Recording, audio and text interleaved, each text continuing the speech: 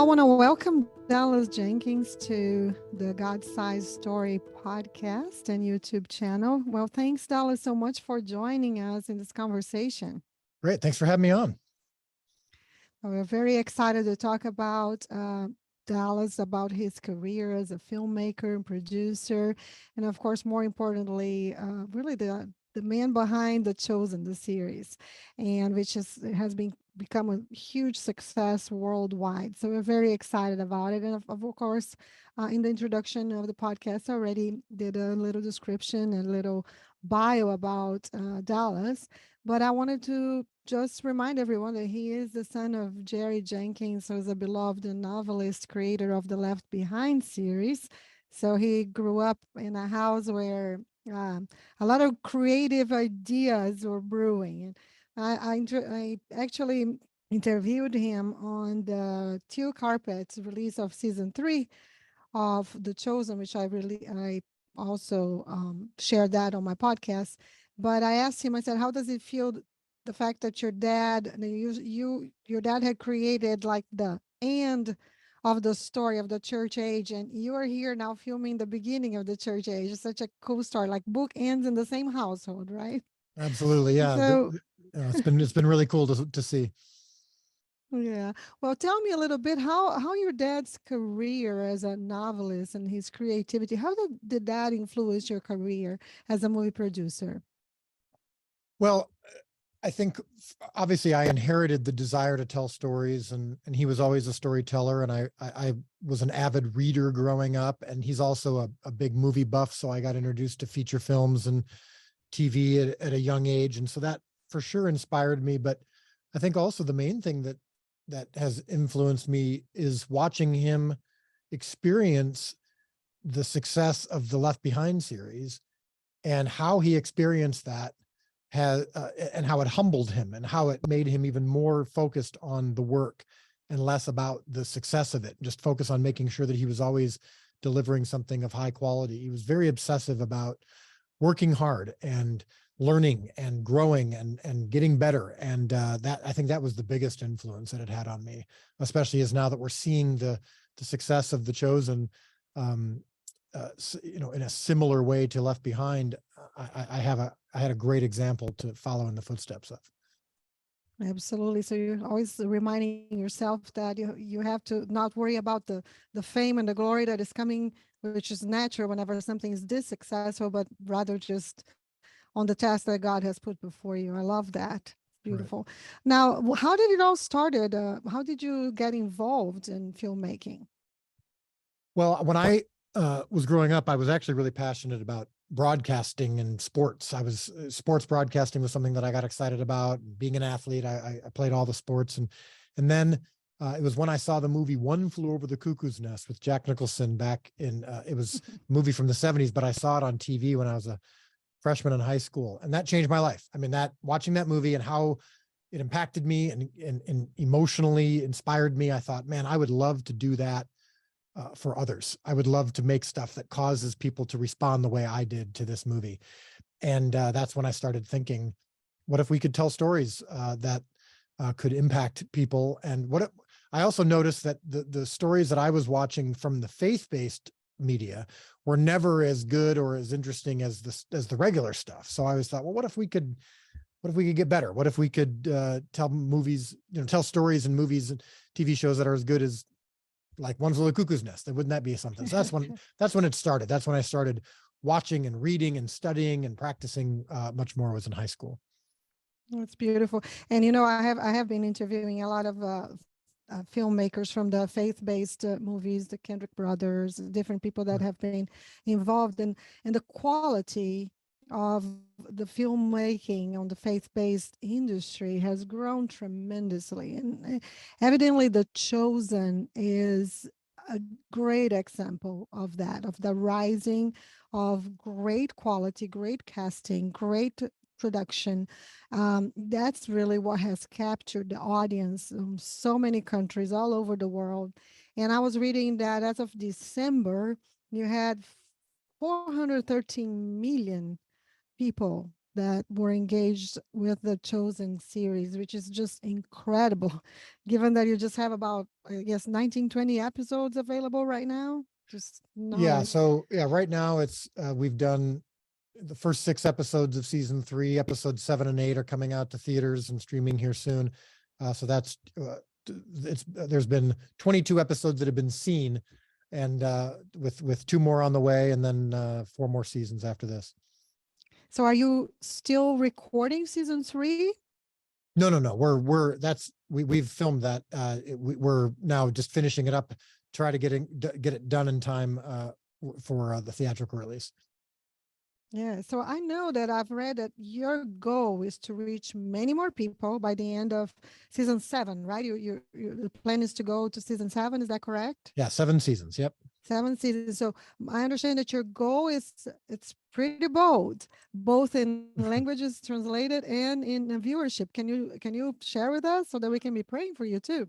Well, yeah, so just something we've been working on is we try not to have too many goals because we don't want to get too far ahead of ourselves. But we've always said we would love for this to be seen by 1 billion people around the world. And now with the growth of it, some people have been saying, no, that's just the first billion. We want more than just that, and that's great. I'm just trying to focus on the work at hand. But yes, I think something that we've gotten fans excited for is the idea that we could reach 1 billion people with this show, and then also.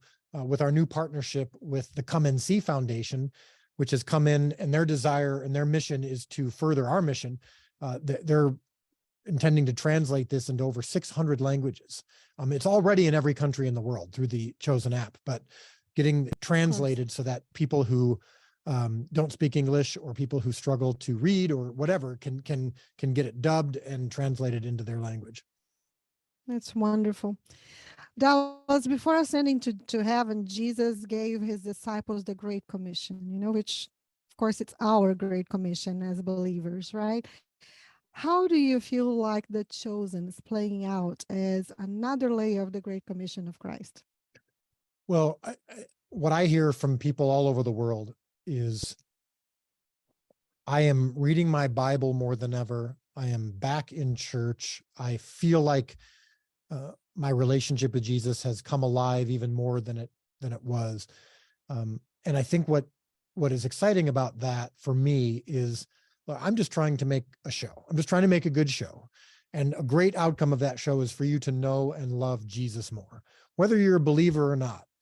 The hope is that after that, you may want to know him even more. You may want to check out this book that is the greatest selling book of all time, the most impactful book ever written. And I believe it's God's word, and seeing people engage more with that because of the show is awesome. I personally, though, I can't think of the show as anything more than just my attempt to capture accurately who Jesus was in a way that I think will be compelling for viewers.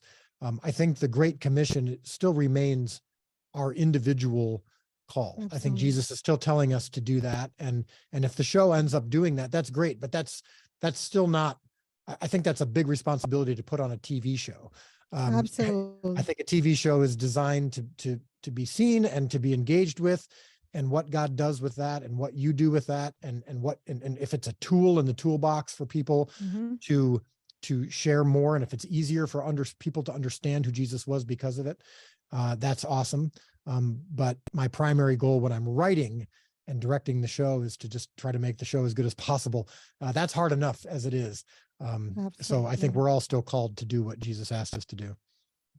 No question, but we certainly can use tools, and I believe that the Chosen can certainly be a tool, especially for people who would never otherwise step foot in a church. It would be an awesome tool for them to actually share with their friends when sometimes words are not there, right? And Absolutely. Some people don't have all those tools themselves. So I love that about it. Well, I know that season 3 is a little unique compared to the other seasons. What make it a little different for those people who haven't watched it yet? Tell us a little bit about season 3.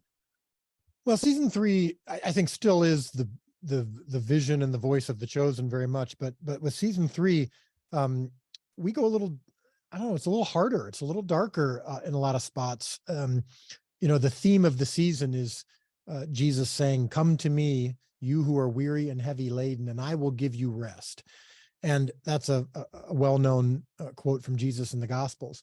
And we spend some time in the weary and heavy laden part. You see our disciples, you see the people who are with Jesus, you see them questioning and doubting even and struggling and having issues that they didn't expect. They thought, well, I'm following the Messiah now. This is going to be great. Life is going to be better. We're going to overthrow the Romans. We're going to see a beautiful kingdom come right now. And Jesus says, no, that's not exactly what I'm here for just yet.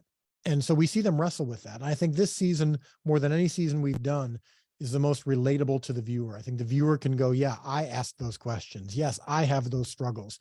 And this season shows me that that's okay. But the ultimate end game is in these final 2 episodes of season 3, where he does give rest. And when you come to him, everything doesn't necessarily become all of a sudden happy and everything is worked out and you're healed of all your problems. And but he does promise that he's there and that he walks through it with you. And that's what we see in this season, I think, more than ever.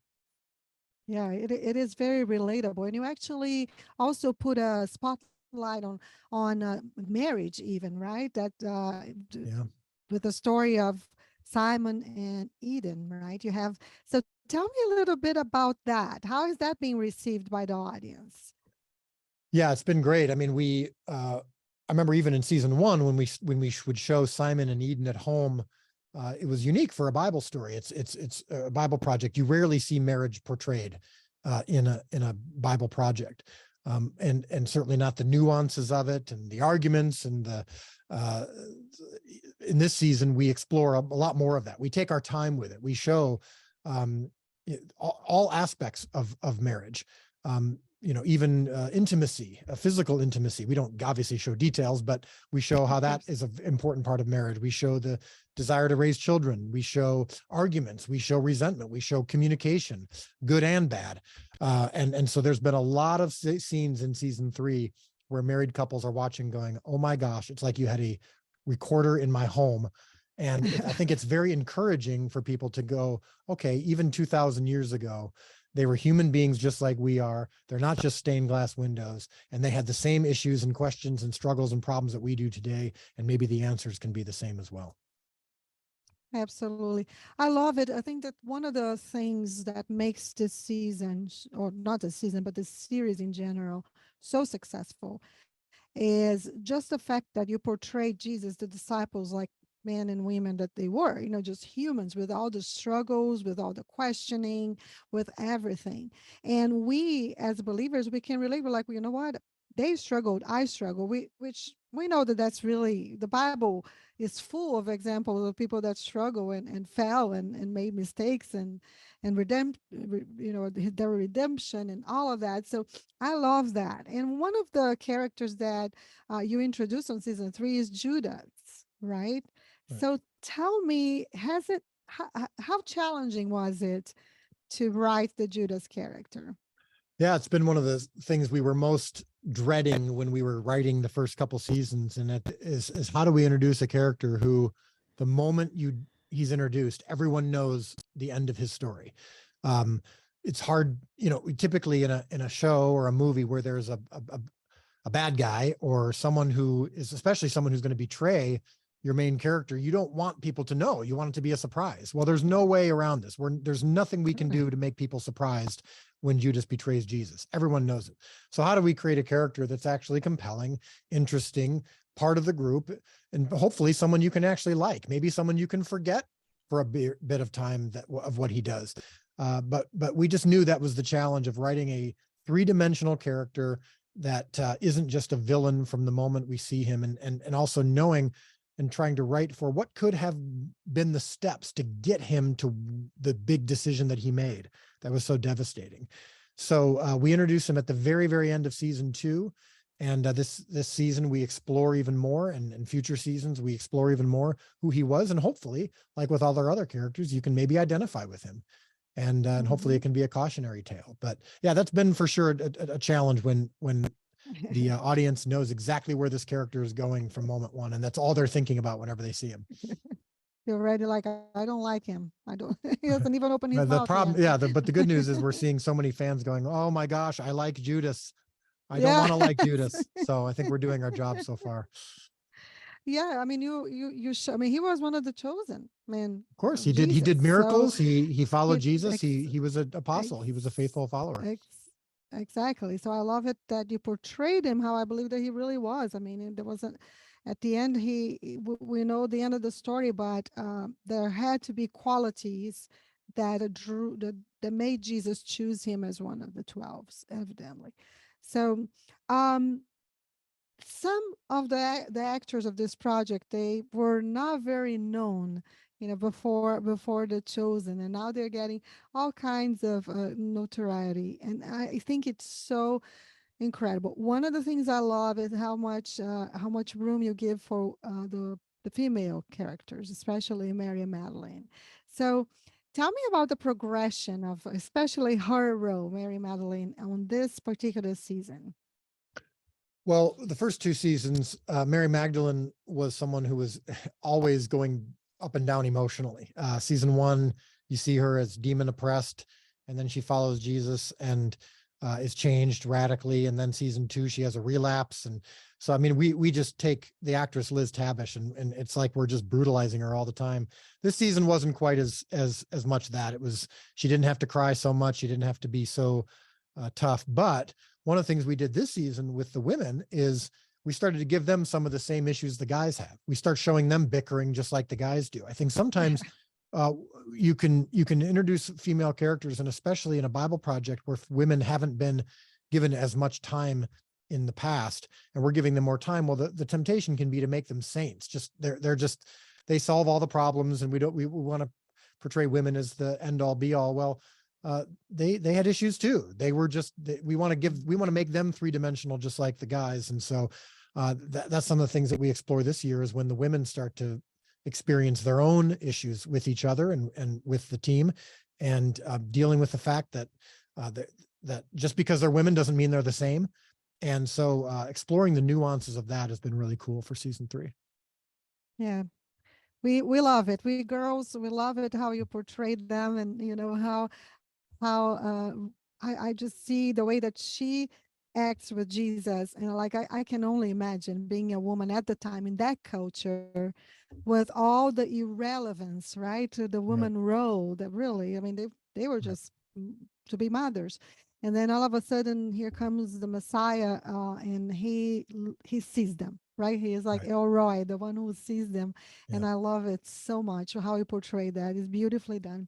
Well, season 3 includes the big miracle, the feeding of the 5,000. So, what for you? What is the significance of this miracle, and how did you approach it in the season? Yeah, the feeding of the 5,000 has been a huge story for us. I mean, and for me, it's the story that changed my life a few years ago when I was coming off of a big career failure. And that story changed how I saw things, making me realize that it's not my job to feed the 5,000. It's only to provide the loaves and fish. And so we knew we were going to have to tell that story eventually anyway, because it's such an important part of our show. It's the logo of our and the name of our Yeah. company, Loaves and Fishes. There's a constant theme of fish throughout the show, and so season 3 was the right time to do it. But at the same time, we never want to tell stories from the Bible just because they're cool stories. They need to matter to our characters. They need to be inevitable. It needs to be where the story is going. And so we took the story of the feeding of the 5,000. We said, all right, this is a great ending for the season. This is how we want to be, how we want to capture the climax of the season. Now let's work our way backwards. What are some of the circumstances that would make the feeding of the 5,000 a necessary thing?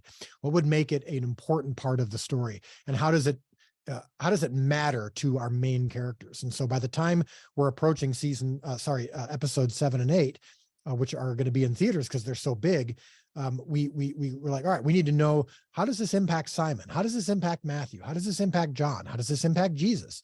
How does this impact the people that he's actually talking to, and the hunger that he's satisfying? All those things matter. It also matters how it impacts our Jesus's enemies. So as we gather to the end of the season, we are showing all of our key characters are heading towards one place. And that's going to make the miracle even more impactful. And then, of course, the filming of it is a big deal. I mean, we had Yeah. 10,000 Chosen fans from around the world all gather over the course of 3 days, and filming it was the most difficult thing we've ever done. But once we've seen it on the big screen now, we've seen it even on our computers, seeing the final outcome, it's overwhelming. It is. And I saw some pictures and I can't wait to see it. I'm Yeah. sure it's wonderful. Well, Dallas, last question, and two things I wanted to tell my audiences.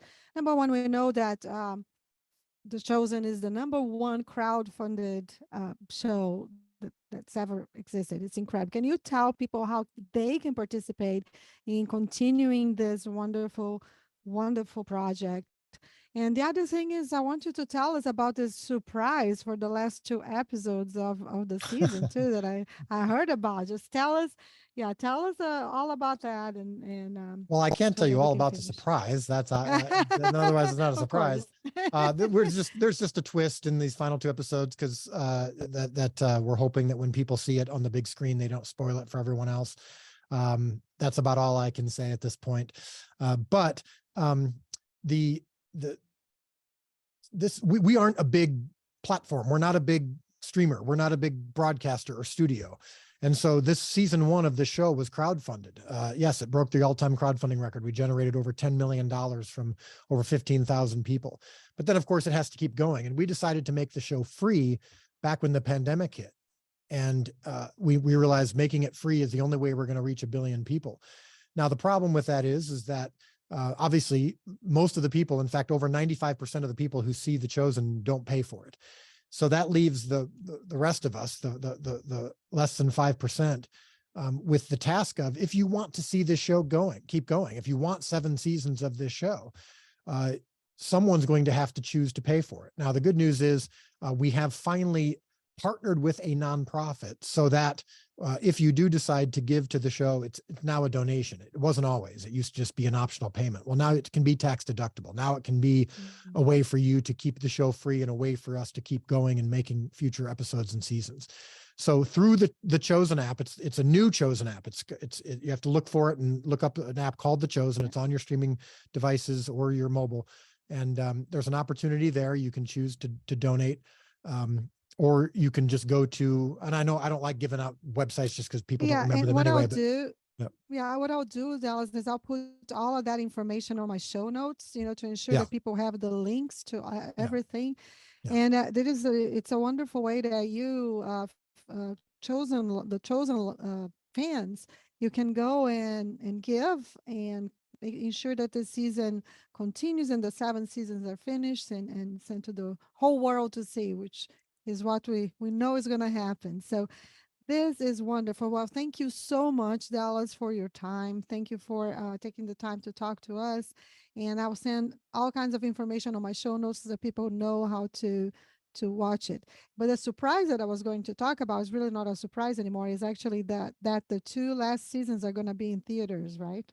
2 So last episodes, that was yes. really what I was talking about. The two, I see. sorry, not seasons, 2 episodes. That was the surprise that I don't know that many people already know, is that the 2 last seasons, right, will be in theaters. Can you tell me the date? No, the last two episodes of season 3. I keep saying season. Yeah. So Thursday and Friday, February 2nd and 3rd, with limited screenings. So I know that some theaters are already sold out, but you can always check and see. February 2nd and 3rd, Thursday and Friday, the last 2 episodes of season 3, demanded to be on the big screen. The size of these episodes is significant. The storyline is significant. The fans have wanted it. The theaters have wanted it. And so we're putting these last 2 episodes in theaters on February 2nd and 3rd. Beautiful. Well, I can't wait to see them. Dallas, thank you so much for your time. And we'll just continue that. Pray that this will continue to bless many people for many years to come. And we appreciate what you do for the kingdom. Great. Thank you so much. It was great being on with you.